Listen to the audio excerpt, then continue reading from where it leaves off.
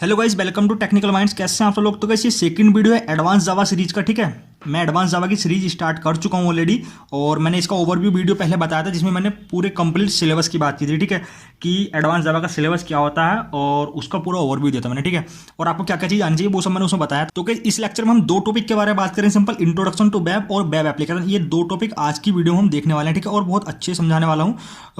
सबसे पहले तो गाइस बात करते हैं इंट्रोडक्शन टू वेब। अब देखो, अगर हम एडवांस जावा की बात कर रहे हैं, यहाँ पे एडवांस जावा पढ़ना जा रहे हैं, तो हमको वेब के बारे में जरूर पता होना चाहिए वेब एक्चुअली होता क्या है। ठीक है, तो सिंपल सा है, देखो यहाँ पे डायग्राम भी बना हुआ है। सबसे पहले मैं आपको सिंपल मोरल समझा देता हूँ। वेब एक कुछ नहीं होता। वेब जो है अपने साथ पूरे क्लाइंट्स और सर्वर को कनेक्ट करके रखता है। ठीक है, और वहाँ पे कनेक्शन जो होता है वो वायर और विदाउट वायरलेस भी हो सकता है, मतलब कि वायर से भी कनेक्शन हो सकता है, विदाउट वायरलेस भी हो सकता है। ठीक है, मतलब विदाउट वायर।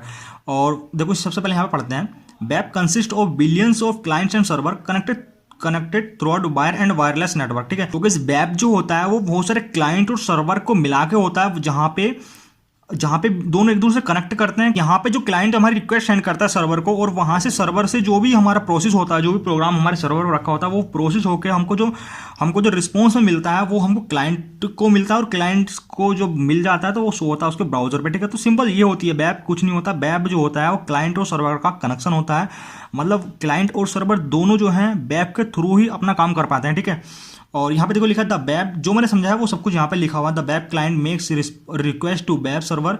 जो वेब क्लाइंट होते हैं वो रिक्वेस्ट करते हैं वेब सर्वर को। The web server receive the request. Web server receive करता है रिक्वेस्ट को, find the resources and return the response to the client. ठीक है, अब देखो यहाँ पे सिंपल समझते हैं डायग्राम को। हमारा मान लो ये वेब है, और गाइस इसके बारे में जो पूरा कंप्लीट डिटेल है वो आगे बताऊंगा जब हम सर्वलेट पढ़ेंगे। ठीक है, क्योंकि वहां पे ही आपको समझ में आएगा। मैं अभी आपको डिटेल बता दूं यहाँ पे तो कुछ नहीं समझ में आएगा। सिंपल आप ये समझिए कि वेब भी कोई नाम की चीज़ होती है, वेब नाम की भी कोई चीज़ होती है, और वो हम यहाँ पे पढ़ रहे हैं। ठीक है, सिंपल मान लो यहाँ पे वेब क्लाइंट, मतलब कि क्लाइंट है, जब वेब पे काम कर रहे हैं तो उसको बोलते हैं वेब क्लाइंट। ठीक है, हम लोग भी क्लाइंट ही हैं। जब हम कुछ चीज़ सर्च करते हैं हम लोग क्लाइंट है। ठीक है, बट हम लोग वेब पर सर्च कर रहे हैं कोई चीज़, तो हम लोग कहलाएंगे वेब क्लाइंट। ठीक है, वो जब रिक्वेस्ट सेंड करता है यहाँ से, उसने कुछ चीज़ सर्च की तो वो गई यहाँ पे रिक्वेस्ट की मतलब तो वो गई सर्वर पे। और गई सर्वर के अंदर बहुत सारे पेजेस होते हैं। आप एक सर्वर मान सकते हो, जैसे कि गूगल का सर्वर होता है, वहाँ पे बहुत सारे पेजेस रखे हुए हैं, और वहाँ से जो भी हमने यहाँ से रिक्वेस्ट सेंड की थी वो वहाँ पे सर्च करता है, और उसको रिस्पॉन्स करके हमको फिर से यूज़र के जो ब्राउज़र होता है वहाँ पे शो करता है। यूज़र को शो नहीं करता, यूज़र के ब्राउज़र पे शो करता है। ठीक है, तब जाके यूज़र उसको पढ़ पाता है। और ये वर्क होता कैसे, इसके पीछे क्या कॉन्सेप्ट यूज़ होता है, वो सब हम सर्वलेट और जेएसपी में पढ़ने वाले हैं। ठीक है, आई थिंक आपको ये चीज़ क्लियर हो गई कि जो इसके पीछे का वर्क होता है, कि सर्वर पे गई, सर्वर पे सर्च कैसे हो रही है, कौन से पेज को गूगल को कैसे पता है, या फिर सर्वर को कैसे पता है कि ये वाला पेज, पर्टिकुलर पेज हमको सर्च करके देना है यूज़र को। ठीक है, तो वही सब हम सीखने वाले हैं सर्वलेट और जेएसपी में। अब देखो यहाँ पे क्या लिखा है, response contain the actual page the client request. ठीक है, मतलब ये पेज आता है वो क्लाइंट के जो रिक्वेस्ट की थी उसके यहाँ पे पेज हो रहा है। ठीक है, और रिक्वेस्ट जो करता है, request contain URL of the resources the client looking for, मतलब कि जो रिक्वेस्ट हम करते हैं वो यूआरएल के थ्रू करते हैं, वो जाती है सर्वर पेज। अब देखो गाइस मैं आपको एक छोटी चीज़ बता दूं, सर्वर पे ऐसा नहीं कि पेज उठा के दे देता है वो ब्राउज़र को। एक्चुअली जो सर्वलेट या फिर हम जेएसपी की बात करें तो वहाँ पे जो होता है, जो प्रोग्राम होता है वो सर्वर पर ही रन होता है, और रन होने के बाद हमको एक्चुअल रिजल्ट मिलता है ब्राउज़र पे। ठीक है, बस अभी आप इतना समझ लीजिए, बाकी चीज़ हम बात करेंगे अपनी नेक्स्ट वीडियो में, मतलब कि जब हम सर्वलेट के बारे में पढ़ेंगे। ठीक है, आई थिंक वेब आपको क्लियर हो गया होगा। अगर इसमें कुछ दिक्कत है तो मेरे से पूछ सकते हो कमेंट में। ठीक है, अब गाइस यहाँ पे आपको वेब एप्लीकेशन समझने से पहले समझना होगा वेबसाइट एक्चुअली में क्या होता है। ठीक है, तो वेबसाइट जो होती है, वेबसाइट देखो यहाँ पे लिखा हुआ है, website is collection of web pages such as HTML pages, image and graphic ETC. ठीक है, मतलब कि वेबसाइट जो होती है हमारी एचटीएमएल काफ़ी सारे पेजेस हो सकते हैं, इमेज ग्राफिक्स को मिला के जो होती है कलेक्शन बनता है, वो हमारी वेबसाइट कहलाती है। ठीक है, और एक्चुअली मैं आपको बताऊं तो वेबसाइट जो होती है वो मोस्टली 3 या 4 मोस्टली पेजेस को मिलाकर छोटी चीज़ें होती हैं, उनको वेबसाइट बोलते हैं। और एप्लीकेशन वो होती हैं वेब एप्लीकेशन जिनमें हम डायनामिकली मतलब कि चेंजेस करते रहते हैं, जैसे कि अमेजोन, फ्लिपकार्ट, ये सभी हमारी वेबसाइट नहीं, हमारे वेब एप्लीकेशंस हैं। और वेबसाइट आप कह सकते हो जो चीज़ आप छोटी मोटी चीज़ें सर्च कर लेते हो गूगल पे, उनको हम वेबसाइट बोल सकते हैं, मतलब कि जिनमें 3-4 पेज होते हैं, मतलब कि आपका होम पेज, अबाउट पेज, और उनकी गैलरी वगैरह होती है, और कॉन्टैक्ट, बस इतने पेजेस हैं तो वो वेबसाइट कहलाती है। और जैसे कि हमारे अमेजोन, फ्लिपकार्ट है, वहाँ पे हम डायनेमिकली डेली ही चेंजेस होते हैं। वहाँ पे आज कोई प्रोडक्ट है, फिर अगले नेक्स्ट आवर में कोई नया प्रोडक्ट शो हो रहा है, तो मतलब डायनेमिकली चेंजेस हो रहे हैं, तो वहाँ पे हम उसको वेब एप्लीकेशन बोल सकते हैं। ठीक है, अब एक्चुअली देखो यहाँ पे लिखा है a web application is a website, web application भी वेबसाइट होती है with the dynamic functionality on this server, ठीक है। वेब एप्लीकेशन एक वेबसाइट ही है, बट अगर उसमें हम डायनेमिकली फंक्शनैलिटी कर रहे हैं ऑन द सर्वर पे, अगर वो चीज़ रन हो रही है तो हम उसको वेब एप्लीकेशन बोल सकते हैं क्या, बोलते ही हैं, ठीक है। और देखो यहाँ पे लिखा HTTP is a protocol that clients the server uses on the web to communicate, ठीक है।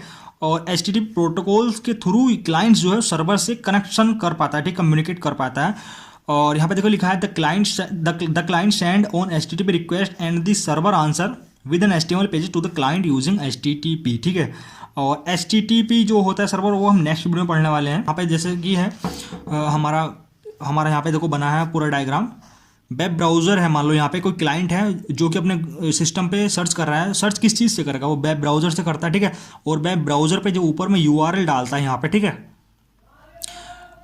जो यहाँ पे URL डालता है HTTP से, उसके थ्रू जाती है हमारी रिक्वेस्ट, ठीक है। मान लो यहाँ से HTTP रिक्वेस्ट गई यहाँ से, वो यहीं पर डालता है, देखो HTTP लिख के .:/ वगैरह जो भी लिखते हैं www.google.com, तो HTTP रिक्वेस्ट जाती है हमारी सर्वर पे। HTTP हमारी रिक्वेस्ट गई और वहाँ पे देखो वेब सर्वर है, और वेब सर्वर के अंदर कंटेनर होते हैं, कंटेनर के अंदर सर्वर पेजेस रखे होते हैं। तो वो सभी इसका जो कंप्लीट डिटेल होती है वो जब टाइम में आएगा तो मैं तब आपको बताऊँगा, ठीक है। अभी मुझे नहीं लगता वो बतानी चाहिए, अगर बताऊँगा तो आप लोग कन्फ्यूजन हो जाओगे, ठीक है, ज़्यादा से ज़्यादा। और वेब सर्वर पे हमारे बहुत सारे पेजेस रखे होते हैं, जो हमारा सर्वर है, ठीक है, वेब सर्वर पे। अब वहाँ से वो चीज़ रन होती है, जिस चीज़ की हमने रिक्वेस्ट यहाँ सेंड की है, और वो रिस्पॉन्स में मिलता है हमको, यहीं पर रन होती है वो चीज़। मान लो हमने यहाँ पे कुछ पेज सर्च किया तो वो पेज यहीं पर रन होता है, और रन होने के बाद जो हमको उसका HTML पेज होता है वो हमको शो होता है हमारे ब्राउज़र पे, ठीक है, HTTP रिस्पॉन्स के थ्रू। तो ये पूरी कहानी होती है वेब एप्लीकेशन की और वेबसाइट की, ठीक है। आप इस टॉपिक को गाइस ये भी बोल सकते हो, difference between website and web application, ठीक है।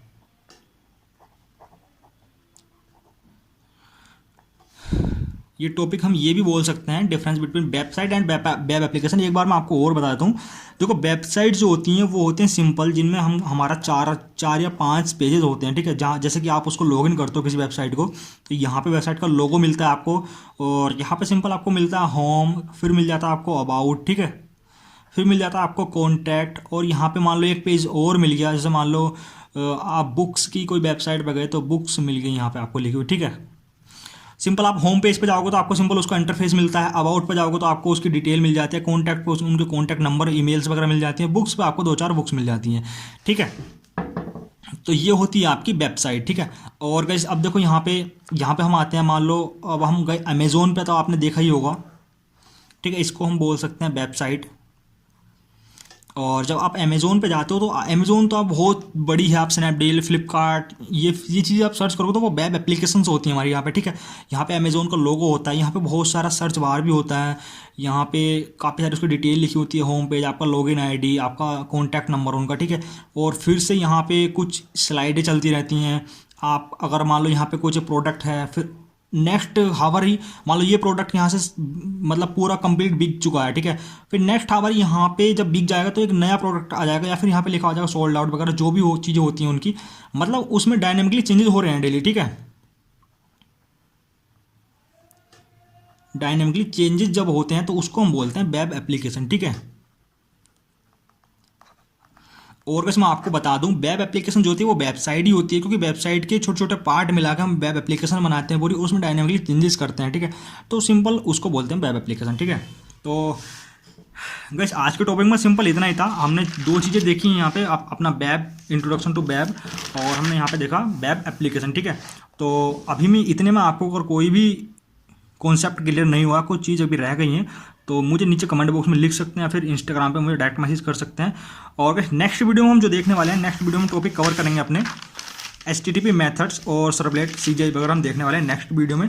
तो प्लीज़ उस वीडियो को देखना मत भूलिएगा, क्योंकि अभी सर्वलेट हमारा स्टार्ट नहीं हुआ। सर्वलेट स्टार्ट करने से पहले मैं आपको कुछ बेसिक्स बता रहा हूँ यहाँ पे, ठीक है, जैसे कि इंट्रोडक्शन टू वेब एप्लीकेशन और HTTP मेथड्स जो होते हैं, ठीक है। मैं आपको यहाँ पे ये बेसिक बता रहा हूँ, उसके बाद हम सर्वलेट पे जाएंगे, नहीं तो आपको सर्वलेट भी समझ में नहीं आएगा, ठीक है। और गाइस अगर आप नए हो तो प्लीज़ चैनल को जरूर सब्सक्राइब करो, ताकि डेली वीडियो आपको मिलते रहें। और ये सब ना फीडबैक देके जरूर जाना अगर आपको इस तरीके से समझाना अच्छा लग रहा है, जो मैं कॉपी पे लिख के आपको समझा रहा हूँ या फिर स्लाइड पे समझाऊँ आपको पीडीएफ बना के इसकी, तो मेरे को जरूर बताना। मैं वैसा ही मेथड यूज़ करूँगा जैसे कि आप लोग देखना चाहते हो, ठीक है। तो इस वीडियो देखने के लिए बहुत बहुत धन्यवाद।